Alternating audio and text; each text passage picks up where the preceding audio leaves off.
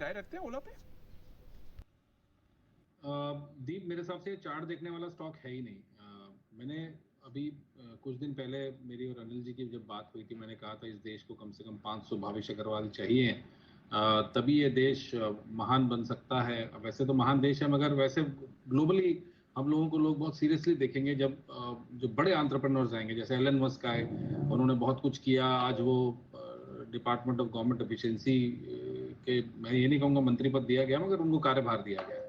तो no doubt हमें बड़े एंटरप्रेन्योर्स चाहिए, मगर at the same time Bharat का जो प्रोडक्ट बनाने का जो सोच है, वो भी ग्लोबल होना बहुत जरूरी है। ऐसा नहीं है कि भारतीय लोगों को किसी भी प्रकार का कैसा भी प्रोडक्ट खेल लिया जाएगा।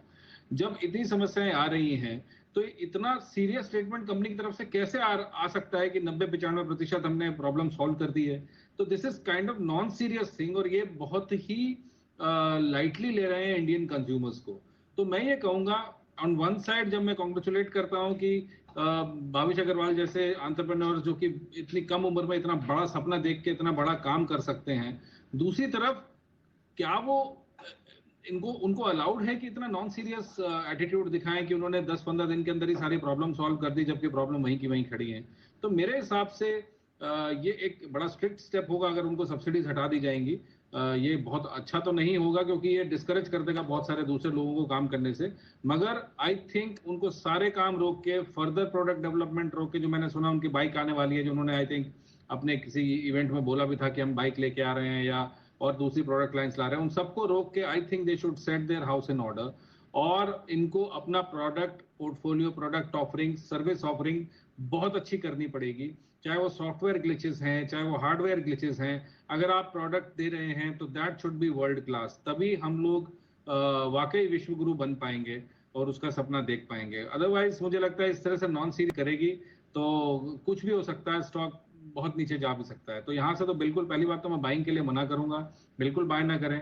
और जब तक ये अपने सर्विस नेटवर्क को ना बढ़ाएं या सर्विस की जो क्वालिटी है उसको ना ठीक करें, मुझे नहीं लगता कि केवल प्रोडक्ट बेच लेना काफी है। बेचने के बाद उसका आफ्टर सेल सर्विस भी उतना ही इंपॉर्टेंट है।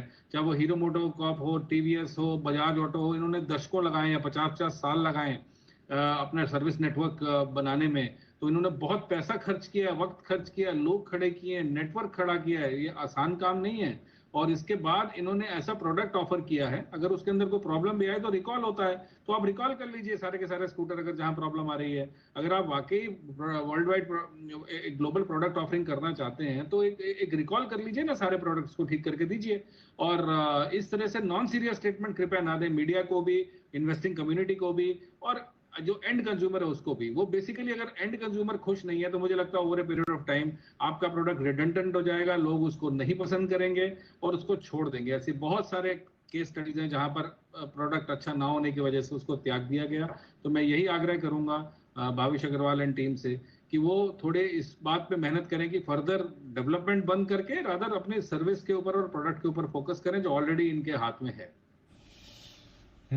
काफी कंपैशन प्ली आई है चोपड़ा साहब की तरफ से, प्रोडक्ट को ठीक करें ताकि आगे जाकर कस्टमर डिससैटिस्फैक्शन ना रहे और फिर ब्रांड की भी वैल्यू बढ़ती हुई आपको दिखे।